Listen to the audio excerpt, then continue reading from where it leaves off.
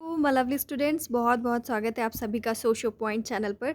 Students, हम लोग अब इंडियन थिंकर को जल्दी से कंप्लीट कर लेंगे। आप लोगों की डेट शीट भी आ गई है। उसके बाद हम लोग रिसर्च मेथोडोलॉजी पर भी पहुंचेंगे, जो आपका रिसर्च वाला पेपर है। तो कुछ दिनों तक बीए सेमेस्टर 5 के जो स्टूडेंट्स हैं उनके लिए ही वीडियोस बनेंगे, ठीक है। स्पेशली आज का वीडियो भी बीए सेमेस्टर 5 के लिए है। तो राधा कमल मुखर्जी आप टॉपिक देख रहे हो, तो आज हम लोग इनके लाइफ स्केच और इनके वर्क्स को देखेंगे, ठीक है। जो इनका जीवन परिचय और इनकी कृतियां हैं, और जीवन परिचय भी हम लोग पूरा नहीं देखेंगे, ठीक है। पूरा कोई काम नहीं पड़ेगा आपको, इसलिए सिर्फ और सिर्फ जो चीज़ें आपको पता होनी ही चाहिए इनके बारे में, सिर्फ और सिर्फ वो ही चीज़ें हम लोग आज कवर करेंगे, ठीक है। पूरा इनका लाइफ स्केच इंपॉर्टेंट नहीं है बच्चों, ठीक है। कभी भी उतना एक बार पढ़ लेना, बाकी कुछ ऐसा इंपॉर्टेंट नहीं है बीए वालों के लिए। तो चलिए हम लोग जल्दी से स्टार्ट करते हैं। और हाँ बच्चों, कमेंट सेक्शन और इसका डिस्क्रिप्शन बॉक्स एक बार चेक कर लिया करो, क्योंकि उसमें मैं कुछ चीज़ें मेंशन कर दिया करती हूँ। और इनकी जो भी थ्योरीज आपके सिलेबस में है, सोशल स्ट्रक्चर ऑफ वैल्यूज़ और इसके अलावा सोशल इकोलॉजी, ठीक है, मूल्यों की सामाजिक संरचना और सामाजिक पारिस्थितिकी, दोनों ही आपको मिलेंगे। और हिंदी और इंग्लिश दोनों ही मीडियम्स को समझ में आ जाए, ऐसे हम वीडियोज़ बनाने की कोशिश करेंगे, ठीक है। बाकी जो बहुत ज़्यादा अंग्रेज बच्चे हैं जिनको बिल्कुल भी हिंदी नहीं समझ में आती है, तो बेटा किसी और चैनल पे स्किप कर लो, है ना। क्योंकि मेरे ज़्यादातर स्टूडेंट्स हैं वो हिंदी मीडियम के ही हैं, तो थोड़ा हिंदी ज़्यादा रहता है ना। कुछ लोग कमेंट करते हैं कि मैम आपने तो सब कुछ हिंदी में ही बता दिया, तो बेटा हिंदी में ही रहेगा, है ना, क्योंकि मेरे स्टूडेंट्स की नीड है हिंदी में ज़्यादा। बाकी जो मेरे बच्चे हैं जो इंग्लिश मीडियम के हैं, वो इतने स्मार्ट हैं कि वो दोनों ही लैंग्वेज समझ लेते हैं, है ना। तो चलिए हम लोग अब थोड़ा बहुत जान पहचान कर लेते हैं राधा कमल मुखर्जी से। देखिए, इनका जो लाइफ स्पैन जो है आपका 1889 टू 1968, ठीक है। बर्थ और डेथ ईयर लिखा हुआ है।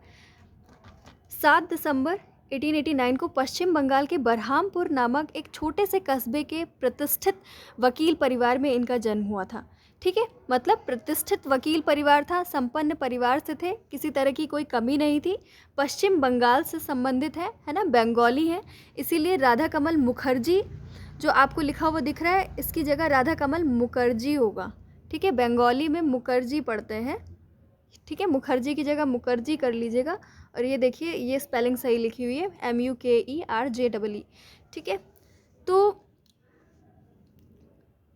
इंग्लिश में भी लिखा हुआ है, देखते जाइएगा। Born on 7 December 1889 in a small town named Berhampore in West Bengal in a reputed family, lawyer family, ठीक है।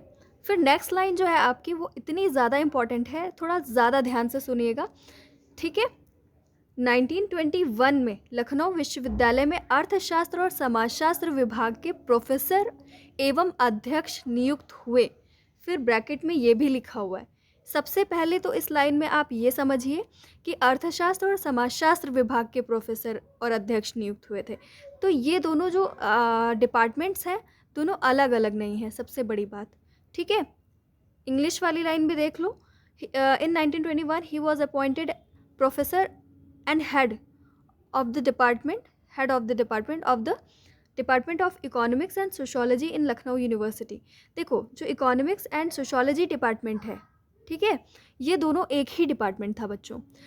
1921 की बात है, कुछ ही साल हुए थे समाजशास्त्र को भारत में आए हुए, और समाजशास्त्र का उतना ज़्यादा विकास नहीं हुआ था। समाजशास्त्र के अंदर क्या क्या चीज़ें हमें पढ़नी है, क्या नहीं पढ़ना है, ज़्यादा इसका कुछ डेवलपमेंट नहीं हुआ था, है ना। तो इसीलिए छोटा सा पेपर रखा जाता था इकोनॉमिक्स के साथ, ठीक है। तो इकोनॉमिक्स के साथ मिला करके, अर्थशास्त्र के साथ मिला करके सोशोलॉजी को पढ़ाया जाता था। इसलिए समाजशास्त्र का अलग से डिपार्टमेंट कैसे बना दिया जा सकता है ना, इस उस वक्त कि जब सोशोलॉजी में कुछ है ही नहीं पढ़ने को, तो 10-10 प्रोफेसर उसका एक डिपार्टमेंट में रखे जाएंगे तो क्या पढ़ाएंगे। तो इसीलिए इकोनॉमिक्स के साथ मर्ज करके पढ़ाया जाता था। तो ये बात क्लियर हो गई आपको, ठीक है। इसके अलावा ये इस डिपार्टमेंट के प्रोफेसर भी थे और अध्यक्ष भी थे। अध्यक्ष तो कुछ ही दिनों के लिए होता है, प्रोफेसर हमेशा रहेंगे ये, है ना। और 1921 से 68 तक ये प्रोफेसर रहे, ठीक है, टिल 1921 टू 1968। तो लखनऊ विश्वविद्यालय में ये इतने दिनों तक इन्होंने काम किया। और देखो 68 इनका डेथ ईयर भी है, 1968, यानी कि पूरी लाइफ भर इन्होंने लखनऊ यूनिवर्सिटी को अपना काम दिया, है ना, उसमें काम करते रहे। और एक और चीज़ क्या समझने वाली है इसमें, 1921 में इनकी नियुक्ति हुई थी। इनका अपॉइंटमेंट कब हुआ था? 1921 में। और 1921 में ही लखनऊ यूनिवर्सिटी भी इस्टेब्लिश हुआ था। उसकी भी स्थापना, जो लखनऊ यूनिवर्सिटी है उसकी भी स्थापना 1921 में ही हुई थी। और अगर अभी आपको याद आ रहा हो तो 2021 में ही, है ना, अब मुझे एग्जैक्ट डेट तो याद नहीं है, तो उस दिन लखनऊ यूनिवर्सिटी में बहुत बड़ा समारोह किया गया था, बहुत बड़ा जो है प्रोग्राम किया गया था, क्योंकि उसके 100 साल पूरे हो गए थे, है ना। 1921 में हुआ था, तो अभी 2021 में इसका 100 साल पूरे होने के उपलक्ष्य पे जश्न मनाया गया था। तो ठीक है, तो ये सारी चीज़ें आपको पता होनी चाहिए। इसके अलावा आप देखो, पूरी ज़िंदगी भर तो ये लखनऊ यूनिवर्सिटी में पढ़ाते रहे, तो इसीलिए जब आप लखनऊ स्कूल की बात करोगे, लखनऊ संप्रदाय या लखनऊ स्कूल क्या होता है, ये मेरे स्टूडेंट्स को पता होगा जिन्होंने क्लास की होगी, और मैंने बताया था क्लास में, ठीक है। तो जब आप लखनऊ स्कूल के बारे में बताते हो, लखनऊ संप्रदाय के बारे में बताते हो, तो उसमें राधा कमल मुखर्जी का नाम तो टॉप पे रहेगा ना सोशोलॉजी के स्टूडेंट्स के लिए। तो ये बहुत ज़्यादा इम्पॉर्टेंट सोशोलॉजिस्ट हैं, और जो मैंने आपको इनके बारे में बताया ना, वो सब बहुत ज़्यादा काम की नॉलेज है, ठीक है।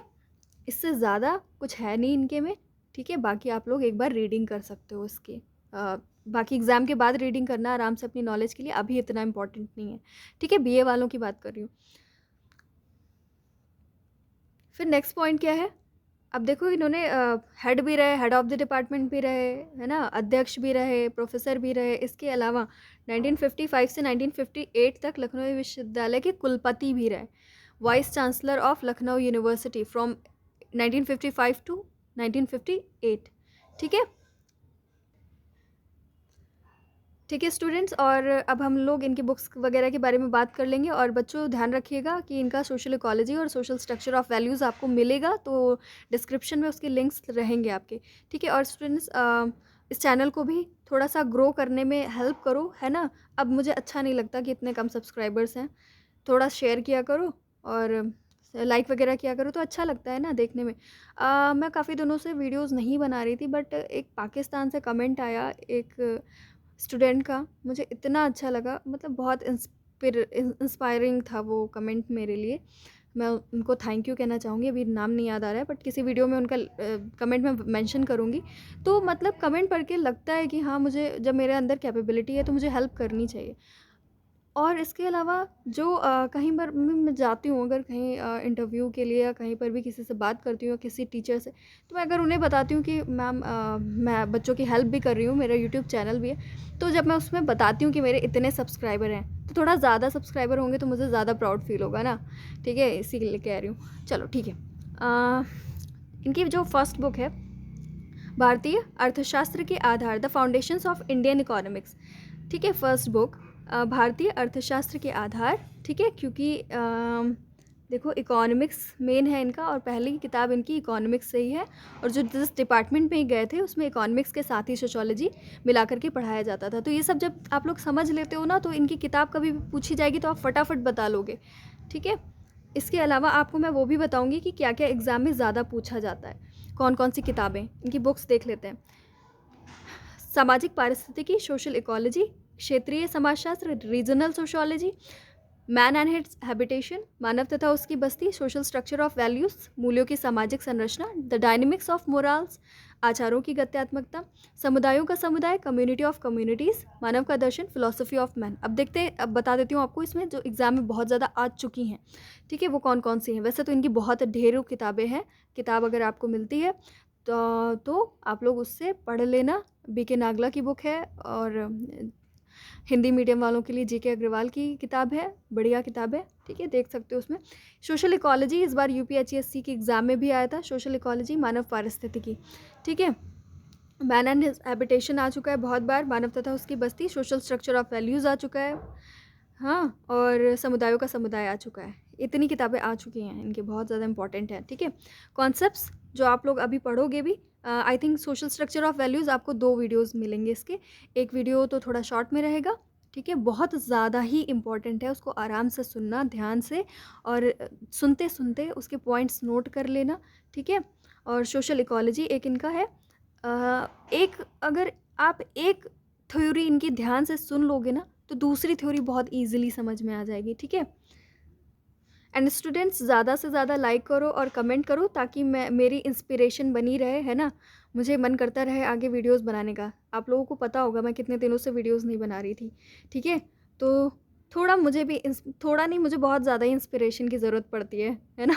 तो चलो ठीक है, हम लोग अब फटाफट से नेक्स्ट वीडियो आप लोगों के लिए बनाती हूँ मैं, ठीक है।